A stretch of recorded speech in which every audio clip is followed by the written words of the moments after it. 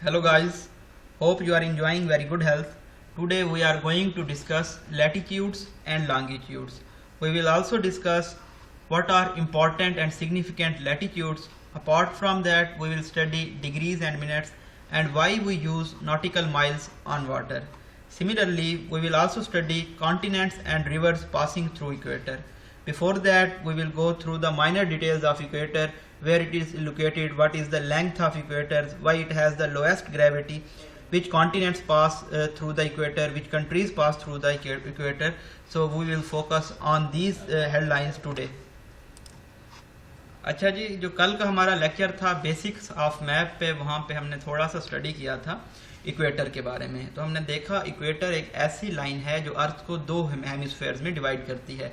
First हमारे पास northern hemisphere होता है जो ऊपर वाला पार्ट है, और दूसरी तरफ हमारे पास सदर्न हेमिस्फेयर था। तो इस तरह हमने पढ़ लिया था कि ये इक्वेटर लाइन है जो 0 डिग्री पे होती है, और दो यहाँ पे हमारे पास हेमिस्फेयर्स मिल गए थे यहाँ पे।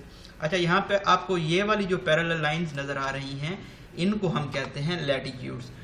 तो लैटिट्यूड्स आप जैसे यहाँ पे देख रहे हैं, इनकी यहाँ पे लेंथ ज़्यादा है, और जैसे जैसे ये पोल्स की तरफ जाना शुरू होती हैं तो इनकी लेंथ कम होनी शुरू हो जाती है। तो हम क्या कह देते हैं, जो लैटिट्यूड है, ये पैरेलल लाइंस तो हैं लेकिन इनकी जो लेंथ है वो इक्वल नहीं है। अच्छा, यहाँ से अगर आप देखें, ये लाइन ऐसे आके जब ऐसे जाती है तो ये 90 डिग्री का एंगल बन रहा है, और इसमें जो हर एक डिग्री होता है वो तकरीबन 111 किलोमीटर कवर करता है, यानी कि एक डिग्री 111 किलोमीटर के बराबर होता है लैटिट्यूड में, जब हम बात कर रहे होते हैं लैटिट्यूड की। अच्छा, ऊपर की तरफ इसी तरह से हमारे पास 90 लाइंस होती हैं, और इक्वेटर से नीचे भी इसी तरह से हमारे पास 90 लाइंस होती हैं। तो ये टोटल हो जाता है हमारे पास 180 लाइंस, और प्लस हमारे पास एक इक्वेटर की लाइन होती हैं। तो टोटल ये हमारे पास होगी 90 डिग्री पे कितनी लाइंस हो जाएंगी, 181 लाइंस हो जाती हैं। इसी तरह से कुछ लोग कहते हैं ये हमारे पास लाइंस तो नहीं हैं जो पोल्स हैं, ये तो हमारे पास पॉइंट्स हैं। तो आप इन दो पॉइंट्स को माइनस कर दें फॉर एग्जांपल, तो 89 लाइंस ऊपर बच जाएंगी, 89 लाइंस नीचे बच जाएंगी। तो ये कितना हो जाएगा, 89 प्लस 89 प्लस 1, तो ये हमारे पास 179 हो जाएगा। प्लस हमारे पास दो पॉइंट्स आ जाएंगे, नॉर्थ पोल और साउथ पोल। तो इस तरह से ये अगेन 181 लाइंस आ जाएगी। तो मतलब आपके पास अगर क्वेश्चन में 90 डिग्री पे लाइंस पूछ जाती हैं, 181 का ऑप्शन है तो वो भी दुरुस्त है, और अगर 179 का ऑप्शन है तो वो भी दुरुस्त है। इनमें से एक ऑप्शन अमूमन मौजूद होता है। अच्छा, हमने कुछ इंपॉर्टेंट लैटिट्यूड्स कल स्टडी किए थे, जिसमें हमने कहा था नॉर्दर्न हेमिस्फेयर में हमारे पास ट्रॉपिक ऑफ कैंसर होता है 23 डिग्री पे, और उसके बाद हमारे पास यहाँ पे 66 डिग्री पे हमारे पास आर्कटिक सर्कल होता है। अच्छा, यहाँ पे आप देख रहे हैं, यहाँ पे डिग्री है, आगे 26 के ऊपर डैश का निशान है, इसको हम 26 मिनट पढ़ते हैं। आगे चल के हम देखेंगे कि ये मिनट और डिग्रीज क्या होते हैं, इनको हम डिटेल से स्टडी करेंगे। इसी तरह से जो दूसरे लैटिट्यूड्स थे सदर्न हेमिस्फेयर में, वो हमारे पास था ट्रॉपिक ऑफ कैप्रिकॉन और एंटार्क्टिक सर्कल था। तो ये तो हमने स्टडी किए थे डिटेल से। आज हम एक नई चीज़ स्टडी करते हैं, वो है हॉर्स लैटिट्यूड। हॉर्स लैटिट्यूड होता है तकरीबन, यहाँ पे अगर आप आके देखें तो ये तकरीबन बनता है 30 से 35 डिग्री पे। अच्छा, ये इंपॉर्टेंस इसकी क्या है, इस पे जो एटमॉस्फेरिक प्रेशर होता है वो बहुत ज़्यादा कम होता है। इसी तरह से यहाँ पे जो बारिश है वो भी बहुत ज़्यादा कम होती है, और जो तीसरा इंपॉर्टेंट पॉइंट है, यहाँ पे कॉल्म विंड्स होती हैं, मतलब कि हवाएं बहुत आहिस्ता से चलती हैं।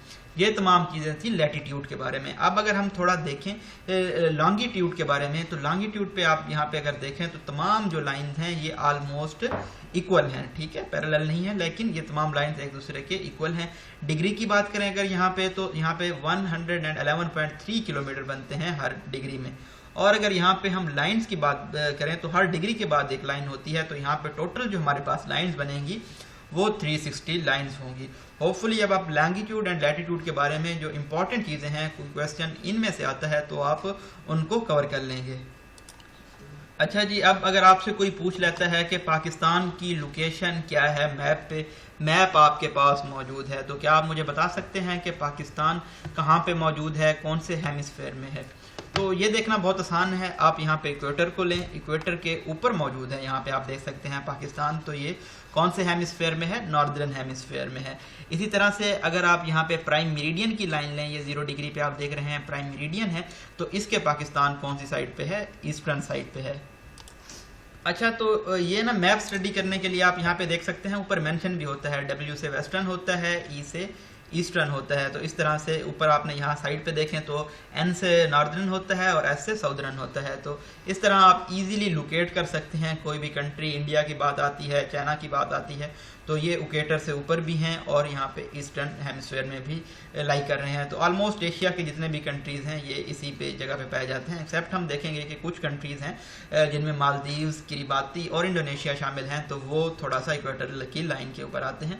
आगे चल के अगली स्लाइड में हम उनको भी डिस्कस कर लेते हैं। नेक्स्ट स्लाइड में हम देखते हैं कि इक्वेटर के बारे में कुछ इंपॉर्टेंट MCQs जो कि आ सकते हैं। जो इसकी लेंथ है अगर माइल्स में देखें तो 24,901 माइल्स है, और अगर हम किलोमीटर की बात करें तो 40,075 किलोमीटर है। ये आप कह सकते हैं तमाम लेंथ बनती है अर्थ की। अच्छा, यहाँ पे लोएस्ट ग्रेविटी होती है। लोएस्ट ग्रेविटी की वजह क्या होती है, जो इक्वेटर्स हैं अगर हम पीछे चल के देखें तो वहाँ पे आपने देखा कि ये बल्ज कर रहे होते हैं, जो एंड्स हैं यहाँ पे बल्ज की वजह से जो हमारे पास है ग्रेविटी है वो बहुत ज़्यादा लो हो जाती है। तो ये बल्ज या लोएस्ट ग्रेविटी हमें किस चीज़ में मदद कर रही होती है। अगर स्पेस लॉन्च किया जाता है कोई मिशन, तो अगर इक्वेटोरियल लाइन से इसको लॉन्च करेंगे तो स्पीड को बूस्ट करने के लिए कम एनर्जी रिक्वायर्ड होगी, क्योंकि ग्रेविटी से निकलने के लिए यहाँ पे हमारे पास लोएस्ट ग्रेविटी है तो ज़्यादा एनर्जी नहीं लगाने पड़ेगी। अच्छा, अगर हम कॉन्टिनेंट्स की बात कर लें, आगे चल के हम देखते हैं कि कॉन्टिनेंट्स कौन से पास करते हैं। यहाँ पे तो मेनली 3 कॉन्टिनेंट्स पास कर रहे हैं इक्वेटोरियल लाइन से, जो कि साउथ अमेरिका, अफ्रीका और एशिया बनते हैं।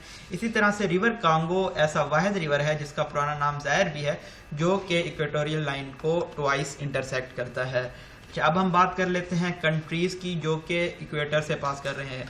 अच्छा, कल के लेक्चर में जो कि हमने स्टडी किया था कि कौन से कॉन्टिनेंट्स कहाँ पे लाई करते हैं, तो आप यहाँ पे आइडिया कर सकते हैं कि यहाँ पे एशिया था हमारे पास, यहाँ पे हमारे पास अफ्रीका है, और यहाँ पे हमारे पास नॉर्थ अमेरिका था, और ये हमारे पास क्या है जी, साउथ अमेरिका है। अब यहाँ पे मेंशन नहीं है आल्दो, लेकिन अगर आपने कल का लेक्चर सुना है, अगर नहीं सुना तो आप प्लेलिस्ट में जाके बेसिक ऑफ मैप का लेक्चर सुन सकते हैं। उसके बाद आई होप कि आप इसको ज़्यादा अच्छे तरीके से अंडरस्टैंड कर पाएंगे और आप जान पाएंगे यहाँ पे कौन कौन से कंट्री पाए जाते हैं। यहाँ पे आल्दो मेंशन नहीं है तो आपको, लेकिन यहाँ से मालूम हो सकता है कि यहाँ पे यूरोप है, यहाँ पे एशिया है। तो बात कर लेते हैं कौन कौन से कंट्रीज़ इक्वेटर से पास कर रहे हैं। अगर हम बात करें यहाँ पे साउथ अमेरिका के कंट्रीज़ की, तो यहाँ पे जो पहला कंट्री है जो इक्वेटर से पास करता है वो है इक्वाडोर, उसके बाद जी कोलंबिया है और ब्राज़ील है। टोटल ये कितने कंट्रीज़ हो गए, 3 कंट्री अफ्रीका के हैं जो कि इक्वेटर से पास कर रहे हैं। आगे अगर हम चल के अफ्रीका की बात करें तो अफ्रीका के टोटल 7 कंट्रीज़ ऐसे हैं जो कि इक्वेटर लाइन से पास करते हैं। इसमें साओ टोम एंड प्रिंसिप शामिल है, उसके बाद गैबन है, रिपब्लिक ऑफ कांगो और डेमोक्रेटिक रिपब्लिक ऑफ कांगो, ये दोनों भी शामिल हैं। उसके बाद जी युगांडा है, सोमालिया है और कीनिया है। ये टोटल हमारे पास 7 कंट्रीज़ बनते हैं जो कि अफ्रीका के कॉन्टिनेंट से पास कर रहे हैं इक्वेटर में। अगर हम एशिया की बात करें तो यहाँ पे टोटल 3 कंट्रीज़ हैं, मालदीव्स है, किरिबाती है और इंडोनेशिया है जो कि इक्वेटर से पास कर रहा है। अच्छा, अब क्वेश्चन यहाँ पे थोड़ा सा ट्रिकी आ सकता है कि लैंड मास वाले ऐसे कौन से कंट्री हैं जो कि इक्वेटर से पास कर रहे हैं। तो मालदीव्स और किरिबाती का जो वाटर वाला एरिया है वो इक्वेटर से पास करता है, कोई लैंड मास इनका यहाँ से पास नहीं करता। तो यहाँ पे सिर्फ इंडोनेशिया हमारे पास बन जाता है। तो टोटल 11 ऐसे कंट्रीज़ हैं लैंड मास वाले जो कि इक्वेटर से पास करते हैं। अगर वैसे पूछा जाए कि टोटल कितने कंट्रीज़ हैं जो इक्वेटर से पास करते हैं, तो ये टोटल 13 हमारे पास कंट्रीज़ बनते हैं। अच्छा, अगर हम अब कुछ ट्रिक्स लगाएं इसको या न्यूमोनिक्स याद करने की कोशिश करें, तो इक्वेटर से आप याद रख सकते हैं कि इक्वाडोर पहला कंट्री है जो यहाँ से पास कर रहा है इक्वेटर से। अच्छा, आगे हम अगर इक्वेटर को लंबा करें ब्राज़ील तक, तो आगे 2 कंट्रीज़ के आपके नाम याद हो जाएंगे। को लंबा करने से कोलंबिया है, और आगे हमारे पास ब्राज़ील तक लंबा किया है जो सबसे बड़ा कंट्री है इक्वेटर पे, और ये ट्रॉपिक ऑफ कैप्रिकॉन से भी गुजरता है। जब हम Tropic of Cancer, Tropic of Capricorn या दूसरे लैटिट्यूड्स के ट्रॉपिक्स पढ़ेंगे तो उस पर हम ये तमाम चीज़ें स्टडी करेंगे। लेकिन यहाँ कैसे हमने याद किया कि साउथ अमेरिका से कौन कौन से गुजर रहे हैं, इक्वाडोर इक्वेटर से को लंबा करता है ब्राज़ील तक, तो कोलंबिया और ब्राज़ील आ गया। अच्छा, आगे चल के देखिए हम अफ्रीका से कौन कौन से कंट्री पास कर रहे हैं। तो टॉम एंड जेरी से आप टॉम याद कर सकते हैं, गैबन आप पकड़ने से देख सकते हैं, और डक्स, टॉम गैबन गप्स डक्स। तो यहाँ पे हम देखते हैं जो टॉम है वो है साओ टॉम प्रिंसिपी, और उसके साथ यहाँ पे हमारे पास जो दूसरा कंट्री है वो गैबन है, और उसके बाद डी से हमारे पास बनता है डेमोक्रेटिक रिपब्लिक ऑफ कांगो, और उसके बाद रिपब्लिक ऑफ द कांगो। इसी तरह यू से हमारे पास बनता है युगांडा, के से हमारे पास बनता है कीनिया, और एस से बनता है सोमालिया। ठीक है, आप कुछ दूसरा भी न्यूमेरिक्स याद कर सकते हैं, लेकिन उससे आपकी जो मैप की तरतीब है वो ख़राब हो जाएगी। ये जो न्यूमेरिक्स हैं इससे आपकी मैप की तरतीब भी ठीक रहेगी और आपके ये माइंड में ज़्यादा अरसे तक सेव भी रहेंगी चीज़ें, और आप एक तरतीब से चल रहे होंगे और आपको मालूम होगा फोटोग्राफिक मेमोरी में कि आपके पास कौन कौन से कंट्रीज़ हैं जो इक्वेटर की लाइन पे मौजूद हैं। आगे हम जो मैं अभी माइक पे बात कर रहा हूँ, तो आप माइक से याद रख सकते हैं कि मालदीव्स, आई से इंडोनेशिया और के से किरिबाती, तो ये हैं जी हमारे पास एशिया के कंट्रीज़ जो कि इक्वेटर से पास कर रहे हैं। नेक्स्ट अगर हम बात करें तो हमारे पास डिग्री एंड मिनट्स की है। मिनट्स एक्चुअली डिस्टेंस होता है जो कि हम मैप पे काउंट कर रहे होते हैं, और ईच मिनट को हम 60 सेकेंड्स में डिवाइड करते हैं, और हम करते हैं डेसिमल मिनट्स सेकेंड्स की बजाय। जैसा कि हम यहाँ पे 60 डिग्री लिख सकते थे और 25 उसके ऊपर हम वो डैश लगा सकते, यहाँ पे डैश लगा सकते थे, यहाँ डबल डैश लगा सकते थे, तो 60.25 हमने लिख दिया, तो ये हमारे पास डेसिमल्स में यूज़ कर लिया हमने मिनट्स को। अच्छा, नॉटिकल माइल्स एक ऐसा डिस्टेंस है जो कि हम वाटर पे यूज़ कर रहे होते हैं। वाटर्स पे हम ये नहीं करते, किलोमीटर की बात नहीं करते, हम नॉटिकल माइल्स की बात करते हैं, और इसका जो यूनिट है वो हमारे पास NM या NM स्मॉल में होता है। तो नॉटिकल माइल्स कैलकुलेट कैसे करते हैं, तो 1 नॉटी जो मिनट होता है लैटिट्यूड का, ये इक्वल होता है 1 नॉटिकल माइल के। इस तरह से हम नॉटिकल माइल को कवर कर लेते हैं। अगर हम ब्रीफली ओवरव्यू करें तो नॉटिकल माइल्स जो ऐसा डिस्टेंस है जो वाटर के ऊपर हम यूज़ करते हैं। इसी तरह से जो डिग्रीज और मिनट हैं इसको हम यूज़ करते हैं डेसिमल मिनट्स में, और ईच मिनट डिवाइड होता है 60 सेकेंड में। इसी तरह से अगर हम कंट्रीज़ देखें जो कि इक्वेटर से पास कर रहे हैं तो वो टोटल 13 हैं, और अगर हम लैंड मास वाले कंट्रीज़ देखें तो वो हमारे पास 11 बनते हैं। 2 ऐसे कंट्रीज़ हैं जिनका लैंड मास इक्वेटर से पास नहीं करता, वो हैं मालदीव्स और किरिबाती। इसके बाद टॉम, गैबन, डक्स और माइक हमारे पास इसके एब्रीवेशन से, और एक्वाडोर पहला मुल्क था। उसके बाद कोलंबिया को लंबा करें अगर ब्राज़ील तक एक्वाडोर को, तो ये हमारे पास साउथ अमेरिका के कंट्रीज़ आ गए। तो इक्वेटर के बारे में जो इंपॉर्टेंट मालूमात थी वो थी 40,075 किलोमीटर इसकी जो लेंथ है। उसके बाद यहाँ पे लोएस्ट ग्रेविटी होती है इक्वेटोरियल बल्ज की वजह से, यहाँ पे स्पेस लॉन्च करना आसान होता है, स्पीड को बूस्ट करता है। 3 कॉन्टिनेंट्स क्रॉस करते हैं, साउथ अमेरिका, अफ्रीका और एशिया। और अगर हम रिवर्स की बात करें तो कांगो जायर रिवर जो कि ट्वाइस इंटरसेक्ट कर रहा होता है, वाहिद रिवर है जो ट्वाइस इंटरसेक्ट कर रहा है इक्वेटर को। वैसे तो बहुत सारे नदी हैं, दरिया हैं जो क्रॉस करते हैं, लेकिन अहम बात इस क्वेश्चन की ये है कि ये ट्वाइस इंटरसेक्ट करता है कांगो रिवर। पाकिस्तान की लोकेशन आपने देखी या मैप को रीड करना आपने देखा, कोई भी कंट्री आ जाता है यहाँ पे। फॉर एग्जांपल मैं आपसे कोई दूसरा कंट्री पूछता हूँ, इस साइड पे साउथ अमेरिका का ब्राज़ील पूछ लेता हूँ, ये ब्राज़ील है, तो इसको भी आप आसानी से बता सकते हैं कि ये कहाँ पे लाई कर रहा है। जिस तरह से पाकिस्तान का हमने देखा नॉर्दर्न हेमिस्फीयर में था सॉरी, और इसी तरह से अगर हम ब्राज़ील की बात करें तो ये हमारे पास सदर्न हेमिस्फीयर में है, और ये हमारे पास आप देख सकते हैं ईस्टर्न हेमिस्फीयर में था, तो ये हमारे पास कौन सा है, वेस्टर्न हेमिस्फीयर में है। तो होपफुली यहाँ से आपको मैप रीड करना भी बहुत ज़्यादा आसानी से समझना आ गया होगा। इस और फर्स्ट ऑफ ऑल हमने बात की थी लॉन्गिट्यूड और लैटिट्यूड की। इसमें बात ये थी कि जो लैटिट्यूड है इसमें लाइन पैरेलल तो होती हैं लेकिन इक्वल नहीं होती, जैसा कि आप देख सकते हैं पोज पे जो लेंथ है वो कम होती जा रही है। डिग्री 111 किलोमीटर के बराबर था और तकरीबन इसमें 181 लाइन्स थी, और हमने ये भी स्टडी किया कि ये लाइन हम कैसे कैलकुलेट करते हैं।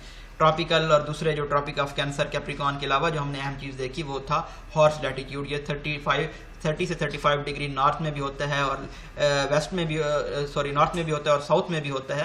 अहम बात इसमें क्या थी कि लो एटमॉस्फेयर प्रेशर होता है, लिटिल प्रेसिपिटेशन होती है, बारिश बहुत कम होती है और यहाँ पे कम विंड्स चलती हैं। इसके अलावा जो तमाम लाइंस हैं लॉन्गिट्यूड पे वो ऑलमोस्ट इक्वल हैं, 1 डिग्री बराबर है 111.3 किलोमीटर के, और टोटल इसकी 360 लाइंस बनती हैं। तो ये जी ब्रीफ एनालिसिस था आज के जो हमने टॉपिक स्टडी किए बेसिकली, जिसमें लैटिट्यूड लॉन्गिट्यूड का हमने देखा, उसके बाद हमने देखा डिग्री और मिनट्स क्या होते हैं, नॉटिकल माइल्स क्या हैं, इक्वेटर कौन कौन से कंट्रीज से पास करता है, इक्वेटर के बारे में कौन सी अहम सी बातें हैं, इसी तरह से इंपॉर्टेंट लैटिट्यूड्स कौन कौन से हैं, और कुछ हमने निमोनिक्स भी देखे इक्वेटर से पासिंग कंट्रीज़ को याद करने के लिए। तो होपफुली आप इसको अच्छे तरीके से अंडरस्टैंड कर गए होंगे। अगर आप चाहते हैं हम इस सीरीज़ को जारी रखें तो अपनी कीमती राय ज़रूर दीजिएगा ताकि हम इसको कंटिन्यू करें और मज़ीद हम जो कॉन्टिनेंट्स हैं उनको अलग अलग करके पढ़ें, जो कंट्रीज़ हैं उनको बड़े डिटेल से पढ़ें ताकि हमें ज़्यादा मैप की अच्छे तरीके से अंडरस्टैंडिंग हो सके। आप खान वर्चुअल अकेडमी की ऐप इंस्टॉल कर सकते हैं, वहाँ पे आपको तमाम चीज़ें PDF फॉर्मेट में मिल जाएंगी। अपनी दुआओं में याद रखिएगा। अल्लाह हाफिज़।